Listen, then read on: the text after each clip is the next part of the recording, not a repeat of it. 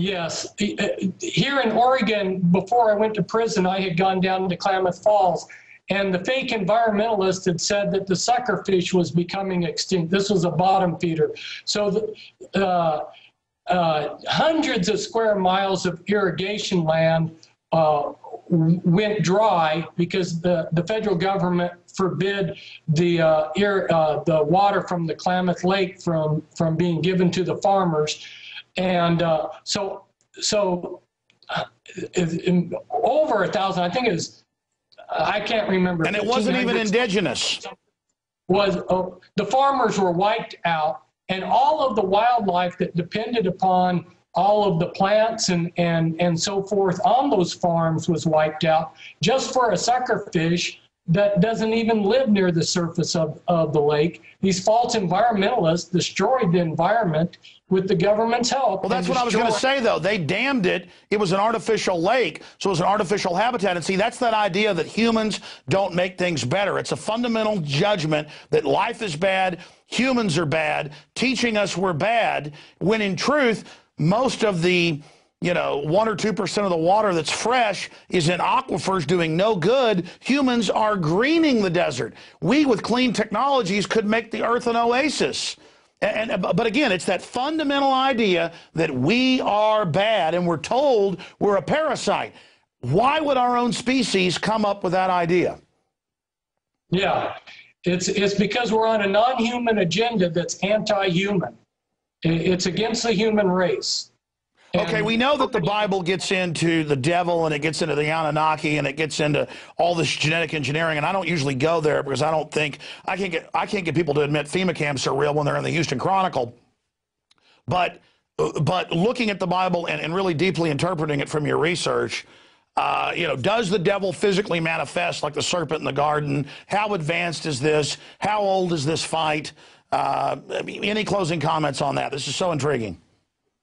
This goes back to the start of humankind and is prehistoric. This is an ancient thing that's been going on a long time. So, this is nothing new, which is why when they talk about the New Age, it's actually ancient occult practices that aren't new. Yeah, we were actually rebelling against the devilish system, and they call us the old-time idiots. But really, we're revolting against their old-time religion. True. But we are coming to the end game, in my view. Again, speak to that, and then we're going to let you go until you're on with us during the 27-hour broadcast starting Thursday at 11 a.m. And by the way, there'll be free video screens for all the viewers at Infowars.com.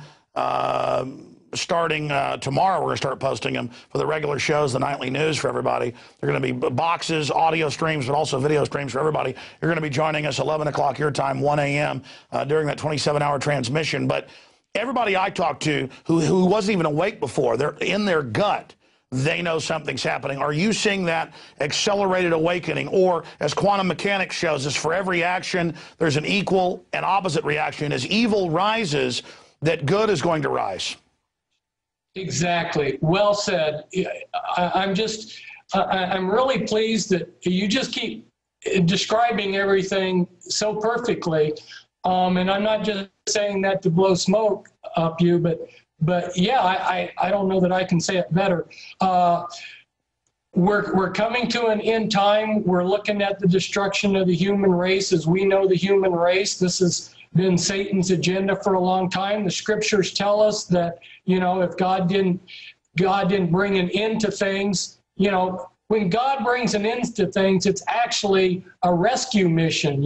It's not, people think that God's being mean. There'd be no flesh left if he didn't shorten the days. He's got to shorten the days. It's coming down to the wire. Meanwhile, you and I, we need to buy, it says in the scriptures, buy from me gold refined in the fire that you might be rich. That's in Revelations 3. That's what you've been doing, with the persecution that comes.